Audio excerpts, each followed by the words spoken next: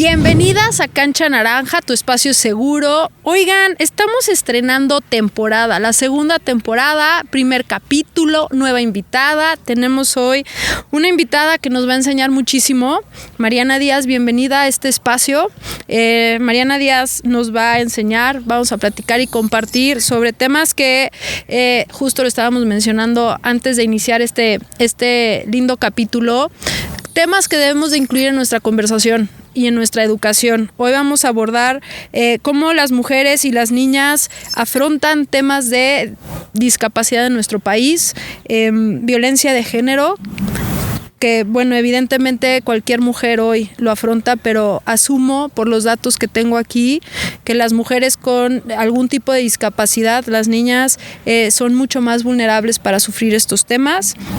Pero la ventaja es que hoy no podemos asumir porque hoy tenemos una gran experta. Así que Mariana Díaz, bienvenida. Me encantaría leer tu semblanza por respeto a lo que has construido y veo que es máxima admiración con lo que estoy leyendo aquí. Mariana Díaz Figueroa, abogada y feminista mexicana. Hace más de 14 años labora como abogada en la Suprema Corte de Justicia de la Nación. Es académica de la Escuela de Formación Judicial. Ha trabajado como consultora experta para la Comisión Interamericana de Derechos Humanos. Ha impartido diversas conferencias, capacitaciones para personas operadoras jurídicas, organismos internacionales, organizaciones de la sociedad civil y público en general. Participó en la redacción de los nuevos manuales para juzgar con perspectiva de género y enfoque interseccional en derecho familiar, penal y laboral emitidos por la Suprema Corte de Justicia de la Nación. Es autora y coautora de diversos artículos y libros en materia de derechos humanos, entre los que destacan The Risk of Autonomous Weapons, an Analysis Centered on the Rights of Persons with Disabilities, International Review of the Red Cross y Sentencias Feministas, reescribiendo la justicia con perspectiva de género.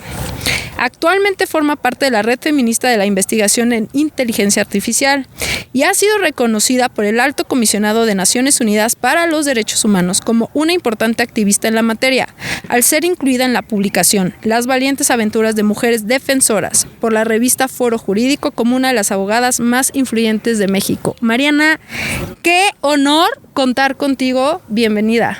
Muchas gracias, Mariana. Oye, perdón, te interrumpí. Dale. No, solo quería agradecerte a ti y a tu equipo poner estos temas en la cancha, que me parece súper importante porque, como tú bien decías, pues casi no hablamos de ellos. Y hoy qué mejor que contar contigo porque sin duda utilizar la plataforma del fútbol pues nos puede ayudar a fortalecer esos temas dentro de la conversación, así que cuenta con nosotros para poder sumar y aportar e impulsar todo lo que podamos construir contigo, Mariana.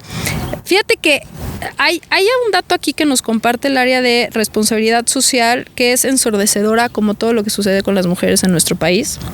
16.3 millones de mujeres de 15 años y más con discapacidad o limitación han vivido algún incidente de violencia en algún momento de su vida en México. Esto es un dato que nos proporciona el INDIRE en el 2021. Y quiero empezar con este dato porque pues evidentemente son datos sumamente alarmantes, pero ¿a qué se debe? ¿A qué se debe esta situación? Bueno, tenemos que decir que las mujeres con discapacidad y las niñas con discapacidad sin duda son más susceptibles a vivir actos de violencia.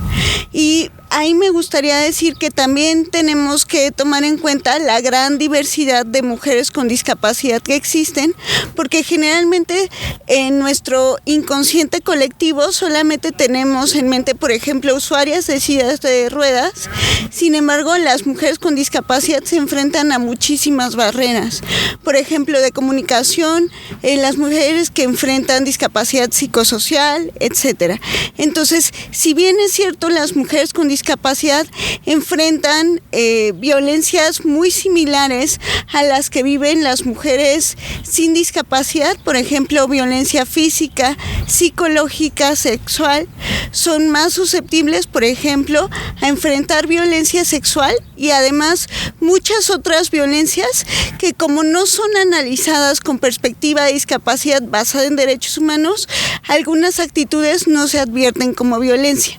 Por ejemplo, infantilizar a las mujeres, eliminar su capacidad jurídica, es decir, que no puedan tomar decisiones sobre su cuerpo o sobre sus bienes, o por ejemplo, que se les rompan sus, no sé, materiales de apoyo para la vida independiente, por ejemplo, romper una silla de ruedas o no pasarle a una persona sus muletas, o que tu pareja se enojó contigo y entonces requiere que la apoyes para hacer el traslado de la silla a la cama o de la cama a la silla de ruedas, y porque se enojó contigo te dice simplemente, pues hoy pasas la noche en la silla de ruedas. Eso también es un acto de violencia. No lo había pensado, pero tienes toda la razón, porque al final del día hemos platicado en diversos capítulos temas como la dependencia económica, ¿no?, de las mujeres. Hemos platicado el tipo de violencias que solemos sufrir, y que en estos momentos, con los ejemplos que nos estás proporcionando, esta dependencia se vuelve vital para poder independizarse, es decir, cómo pueden ellas decidir lo que quieren ser, ¿no?, y cómo podemos construir esa elección de vida. Y una de las cosas que tendríamos que empezar a desmenuzar es cuál es el tipo de violencia que las niñas y las mujeres con algún tipo de discapacidad suelen sufrir en su mayoría, porque asumo que de ahí, conforme vamos desmenuzando, hacemos estas labores de, bueno, ¿y qué políticas públicas podemos construir? ¿Cómo podemos, no sé, las instituciones privadas ayudar? Desde el fútbol, ¿cómo podemos aportar, no? Totalmente. Creo que mucho es, por ejemplo, quitar esta idea hegemónica que tenemos de violencia basada en género, que generalmente esa idea solamente involucra a mujeres sin discapacidad, y agregarle la perspectiva de discapacidad al tema de violencia, y entonces empezarlo a entender con esta perspectiva de discapacidad, y justamente con los ejemplos que les mencionaba hace un momento, podemos entender que la violencia, si se ve con esta perspectiva de discapacidad, puede ser mucho más amplia, ¿no?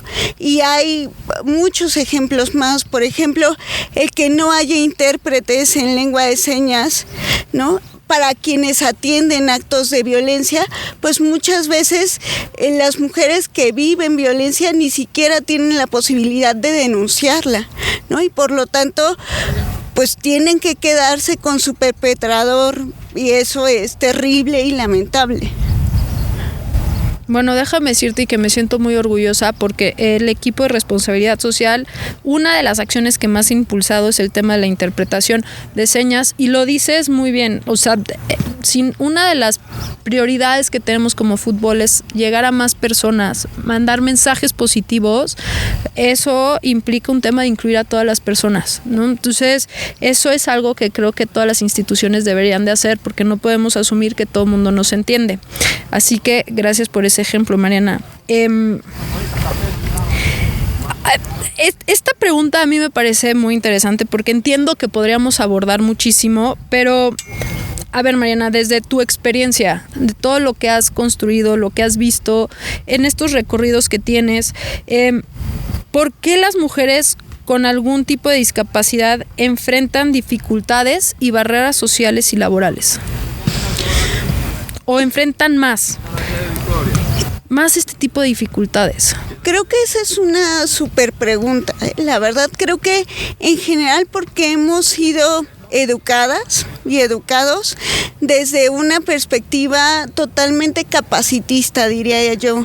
Y voy a permitirme explicar un poquito eso, aprovechando que podemos llegar a muchas personas con el programa, porque mira, generalmente siempre hablamos de sexismo, ¿no?, que es este sistema de opresión que enfrentamos las mujeres por el sistema sexogénero, pero muy poco hablamos del capacitismo, que es un sistema de opresión que vivimos las personas con discapacidad. ¿Esto a qué se refiere?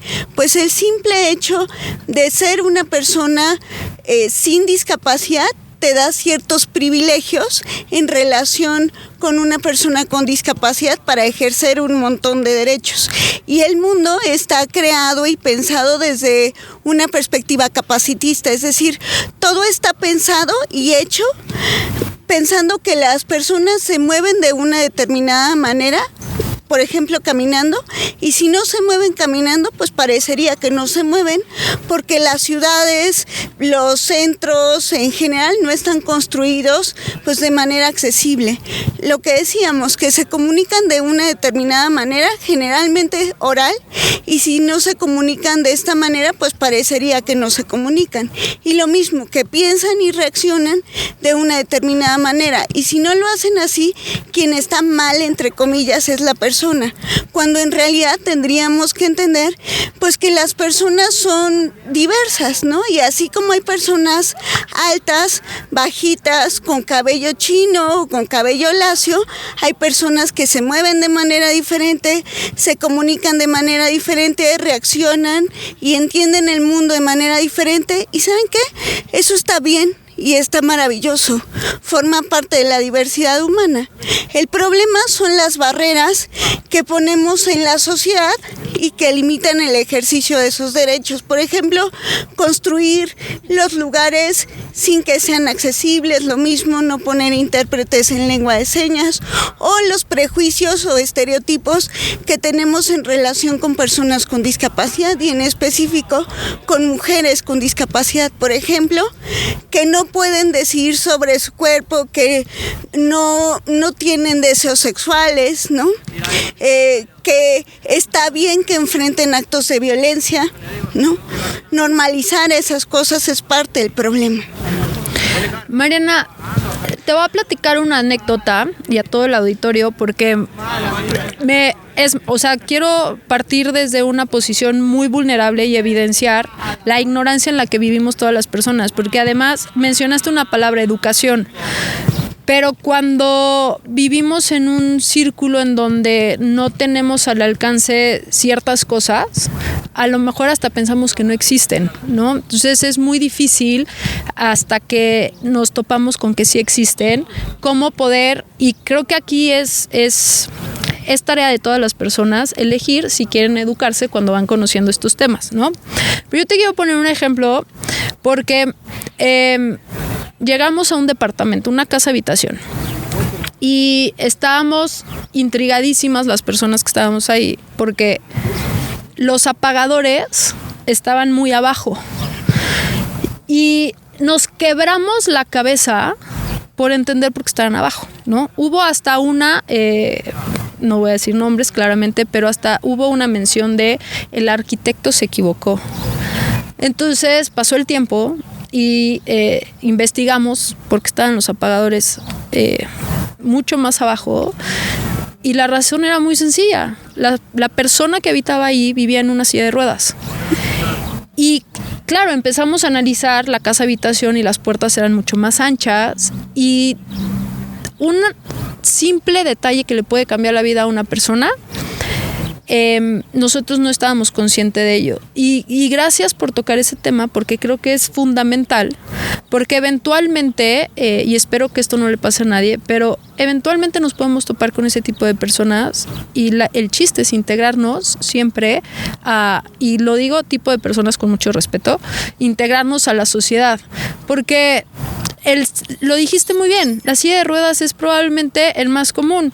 En el fútbol es muy común lesiones en donde tienes que estar en silla de ruedas por un periodo de tiempo y ahí entiendes lo difícil que es vivir con muchas barreras y muchas limitantes.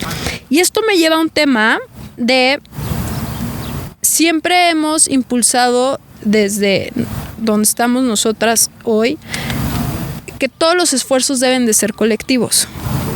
Es más, fútbol significa eso, es una asociación.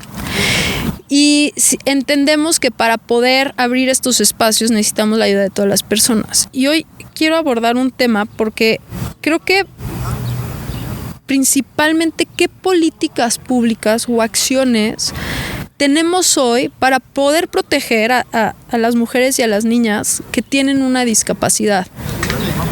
¿Existen? ¿Hay alguna que quieras hacer visible? ¿Cómo podemos aportar desde la sociedad para poder impulsar? Pues mira, me gustaría comentarte, sobre todo en temas de violencia basada en género, hay algunos esfuerzos al respecto, pero hay muy poquitos, ¿no? Por ejemplo, gracias al activismo de sociedad civil, pues en la ley para prevenir y sancionar la violencia ya se incluyó la perspectiva de discapacidad, que eso es muy bueno porque, digamos, deja visible las problemáticas a las que se enfrentan las mujeres con discapacidad. Sin embargo, los esfuerzos siguen siendo limitados porque, por ejemplo, los centros de atención a las mujeres sobrevivientes de violencia en general no están adaptados para atender a mujeres con discapacidad, entonces resultan inaccesibles. Tampoco el personal está capacitado en perspectiva de discapacidad basada en derechos humanos. Entonces muchas veces lo que pasa es no reciben a las mujeres con discapacidad sobrevivientes de violencia porque o las instalaciones no son accesibles o, por ejemplo, si son mujeres con discapacidad psicosocial, simplemente no las aceptan y las envían a un centro de salud mental y pues eso es mucho más violento, ¿no?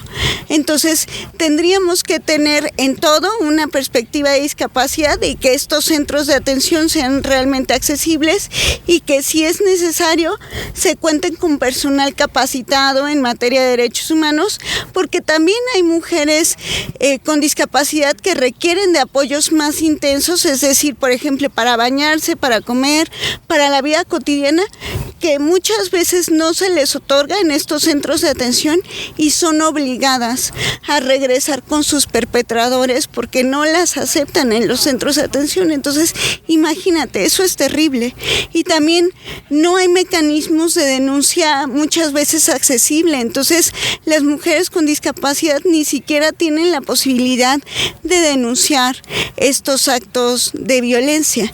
Entonces, justo me parece muy importante la pregunta de ¿qué podemos hacer? Creo que sensibilizarnos con el tema de discapacidad, ¿no? Entender que la discapacidad surge a raíz de las barreras que establecemos como sociedad y entonces preguntarnos ¿qué barreras generamos nosotras mismas? Y ¿cuándo nos constituimos como barreras para el ejercicio de otros derechos? Y desde ahí, desde ese cuestionamiento, creo que podemos hacer mucho, ¿no? Porque con eso pues podemos tratar de eliminar las barreras para que todas las mujeres, incluidas las mujeres con discapacidad, puedan ejercer muchos de sus derechos. Mariana, abordaste una palabra muy importante que son barreras. ¿Y qué barreras nosotras y lo hemos platicado en distintos capítulos porque muchas barreras también no las ponemos nosotras? Y me encantaría que nos dieras ejemplos a qué te refieres con el tipo de barreras, porque a lo mejor un primer paso puede ser el hacer consciente o hacernos consciente a la sociedad de ese tipo de barreras y empezar de poco a poco en platicarlo, ¿no? Y pues ver cómo irlas derribando. Totalmente de acuerdo. Creo que una de las barreras más importantes a las que se enfrentan las personas con discapacidad y en específico las mujeres con discapacidad son las barreras actitudinales. ¿A qué se refiere esto? Los prejuicios y los estereotipos, es decir, las ideas falsas preconcebidas que tenemos en relación con las personas y con las mujeres con discapacidad. Por ejemplo, esto de que son niños eternos que no pueden decidir sobre su cuerpo, sobre sus bienes, que no son capaces para realizar ciertas cosas, ¿no? Y desde ahí, pues no los contratamos, no pensamos en que puedan participar activamente en diferentes actividades, es decir, les excluimos de manera sistemática. Esas son las barreras, ¿no? Y parten desde como insisto, barreras actitudinales hasta barreras arquitectónicas, es decir, todo está pensado arquitectónicamente para un tipo estandarizado de persona, ¿no? Y luego nos vamos con las barreras comunicacionales, que tenemos que pensar que hay personas que se comunican de diferente manera y como tú misma lo has dicho, y aquí se han derribado esas barreras gracias a los intérpretes en lengua de señas, por ejemplo, ¿no? Mira, la verdad es que ya nos platicaste, porque una de las últimas preguntas que teníamos eran las acciones puntuales, ¿no? Y nos platicaste sobre empezar a construir y capacitar o adaptar centros de atención capacitados, ¿no? Los mecanismos de denuncia. Y esto me parece un tema sumamente delicado, porque una de las barreras que siempre nos ponen cuando vemos los indicadores de la violencia hacia las mujeres es que las mujeres no denuncian, ¿no? Entonces vamos a suponer que estamos en el mundo utópico y las mujeres denunciaran. ¿Cómo sería un mecanismo de denuncia capacitado? Porque entiendo que uno de los temas que nos queremos desvincular es las distintas discapacidades que existen, ¿no? Lo que me comentabas hace ratito, y me encantaría, si se puede, que me explicaras por qué. Pero ¿cómo podríamos visibilizar o visualizar más bien un mecanismo de denuncia capacitado? Claro. Bueno, primero, respondiendo a tu primera pregunta, tratamos un poco de evitar esto de tipos de discapacidad, porque cuando se habla de tipos generalmente hacemos referencia como al diagnóstico, y el diagnóstico lo único que es una etiqueta médica que nos dice desde una perspectiva muy médica lo que la persona con un montón de estereotipos no puede hacer, pero en realidad con una perspectiva basada en derechos humanos, en donde queremos poner la atención son en las barreras, porque esas barreras las podemos eliminar. Entonces, el diagnóstico no importa, es una condición individual de la persona que se relaciona con las barreras, y en todo caso son las barreras lo que tenemos que modificar, no a la persona. Entonces, pero entendemos que hay una gran diversidad de mujeres con discapacidad que se enfrentan a diversas barreras. No sé si me explico ahí. No, me pareció sumamente interesante y gracias por hacer consciente eso, porque me quedo con la parte de el diagnóstico. No nos vamos a meter con el tema diagnóstico, pero sí cómo detectamos las barreras para poderlas eliminar. Justo. Que el primer paso es detectarlas. Okay. Justo eso. ¿Y cómo sería un mecanismo adecuado? Bueno, déjame decirte que hay una buena noticia dentro de todo el malo. Hay una aplicación, por si les sirve, una aplicación que no es del gobierno, es una iniciativa de sociedad civil que se llama la App Morada, que es una aplicación que sirve para que las mujeres con discapacidad puedan denunciar actos de violencia. ¿Cuáles son estos mecanismos que son efectivos para denunciar? Digamos, que sean materiales accesibles. Okay. Esto quiere decir que estén explicados en diferentes mecanismos, por ejemplo, de forma sencilla, porque no todo el mundo entiende de la misma manera. Por ejemplo, que también haya interpretación en lengua de señas mexicana, que haya unos intermediarios que faciliten la comunicación, a lo mejor que depende de las necesidades, se hable de manera más accesible, se tenga un intérprete en el momento para que haga una interpretación de la denuncia, etcétera. Entonces, son varios mecanismos que se pueden ir generando. Y es que siempre regresamos al primer punto, porque me parece una gran aplicación y una gran iniciativa, porque claro, me dejaste pensando. Yo voy a dar un ejemplo, y a veces siempre nos dirigimos en este foro en su mayoría a las mujeres porque es el género que entendemos que sufre mayor vulnerabilidad, ¿no? Es el grupo vulnerable cuando hablamos de género, pero hemos aprendido muchas cosas sobre ese tema de género, y entonces cuando ya hablamos de las personas y podemos incluir a todas las personas dentro de la discusión, nos ayuda un poco a empatizar con situaciones. Yo recuerdo cuando era un poquito más joven, mi abuelo tuvo un infarto cerebral. Evidentemente, poco a poco empezó a perder una serie de capacidades. Y una de las cosas que a mí más me generaban tema era cómo podía saber si mi abuelo estaba bien. Porque a lo mejor mi abuela por 10 minutos no lo podía acompañar y entonces se quedaba 10 minutos con la enfermera. ¿Cómo podía yo confiar en esa enfermera que mi abuelo o enfermero o la persona que acompañara a mi abuelo iba a estar bien? Porque yo siempre pensaba que mi abuelo no podía hablar, entonces mi abuelo no nos iba a poder decir si estaba siendo bien tratado. Lo único que yo podía era interpretar, o la familia podía interpretar, era cuando esa persona se acercaba a la reacción de mi abuelo.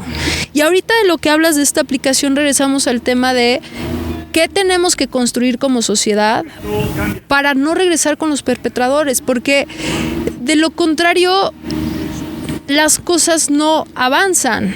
Y que quiero cerrar con, ¿tienes acciones puntuales además de estas que quieras mencionar? ¿Alguna buena práctica o mejores prácticas que hayas visto en otros países que quieras que se impulsen en nuestro país?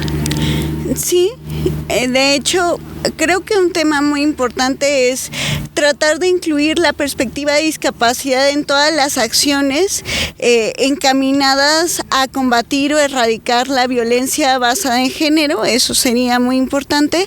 Y luego también hay muchos esfuerzos internacionales al respecto. De hecho, hay una publicación de UNFPA, que es una agencia de Naciones Unidas, de UNFPA Lacroix Humanity and Inclusion, que lo que hacen es recopilar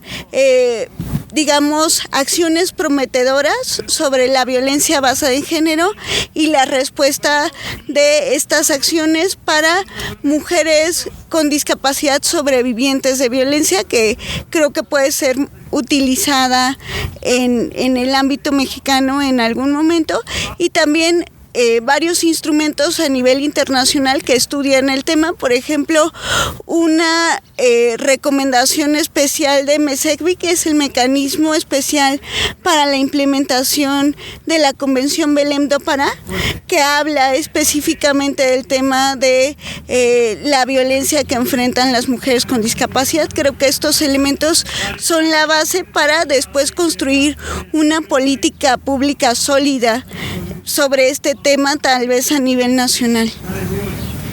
Ahorita hablaste de una palabra y con esto me gustaría cerrar para invitarte a terminar con una acción que siempre invitamos a nuestras personas especialistas. Mencionaste investigación. ¿Consideras que hay suficiente investigación sobre personas con distintas discapacidades o específicamente con este tema? ¿Lo hay? ¿Podemos buscar todo lo que necesitemos de estos datos para empezar a construir o necesitamos empezar a investigar más? Pues mira, es una pregunta muy interesante. Sin duda ya hay mucho y podemos tener mucho a la mano, pero por supuesto siempre hace falta más. Y además hace falta más con una perspectiva de derechos humanos, porque mucha de esa investigación sigue replicando en mucha medida el modelo médico asistencialista del que nos queremos alejar. Entonces, cuando busquemos información sobre el tema, lo más adecuado es buscar aquella información que trate de coincidir con el modelo de derechos humanos de la discapacidad. Pienso en personas hoy que nos pueden estar escuchando en nuestro auditorio, en nuestras distintas redes sociales o canales. ¿Dónde podrían o cuáles podrían ser fuentes fidedignas para que puedan ejercer ese tipo de investigación? Una maravillosa pregunta. Creo que un gran material es todo aquello que emite Naciones Unidas sobre el tema y el Comité de Naciones Unidas sobre los derechos de las personas con discapacidad, porque pues ese es el encargado de ver que la convención se aplica adecuadamente. El experto independiente también hace un gran trabajo al respecto, es de Naciones Unidas, y pues también hay varias activistas y sociedad civil hablando sobre el tema. Por ejemplo, Decidir es mi derecho, la Clínica Jurídica de la UNAM, Entropía, entre otras asociaciones civiles que hacen un gran trabajo en el tema. Mariana, ¿te podemos buscar después para que nos proporciones ese tipo de sociedades civiles, agencias, instituciones, para que las podamos compartir en nuestra red de Cancha Naranja y que tengan acceso todas las personas que quieran seguir investigando el tema y ver cómo pueden sumar? Con todo gusto, claro que sí. También les dejo mis redes sociales y me pueden contactar ahí cuando quieran. Súper, Mariana. Entonces vamos a cerrar con esta dinámica. Te voy a pasar nuestra cancha y en esta cancha me encantaría que pudieras escribir esa frase, esa estrategia para poder derribar los temas que hoy abordamos. Muchas gracias. Listo, Mariana, entonces tú nos avisas cuando termines la frase para que la muestres al público. Mientras tanto, ya saben, en nuestro canal de YouTube van a empezar a ver todas estas instituciones que siempre compartimos, las redes sociales, por supuesto, de Mariana. Vamos a compartir las redes sociales de todas nuestras plataformas. Yo quiero cerrar, como siempre, agradeciendo al gran equipo detrás de Cancha Naranja, de Responsabilidad Social, todo el crew que hay hoy. Como pueden ver, estamos estrenando set. Muchas gracias por dar visibilidad a estos temas. A ustedes, personas detrás de cámaras que siempre están impulsando y nos exigen más para aprender más, para poder sensibilizar más con estos temas. Agradecerles porque eso nos hace crecer más como seres humanos y que no dejen de exigirnos. También, por supuesto, si quieren que abordemos algún nuevo tema o temas que no hemos abordado o que quieran que profundicemos en otros, por favor háganoslo saber. Creo que dentro de YouTube pueden expresarlo y sin duda estaremos abordando estos temas más adelante. Gracias por Responsabilidad Social por una nueva temporada. ¿Lista, Mariana? Listo. La voy a leer. Dice: perspectiva de discapacidad en las medidas de atención a la violencia basada en género. Violencia basada en género. Gracias, hoy me enseñaste más cosas. Mariana, muchas gracias. Perspectiva de discapacidad en las medidas de atención a la violencia basada en género. Así que muchas gracias, Mariana, por acompañarnos hoy, por abordar estos temas, por tu lucha constante. Por favor, no te olvides de compartirnos tus redes sociales y estaremos siguiéndote de cerca. Muchas gracias por todo. Muchas gracias a ustedes, auditorio, por acompañarnos.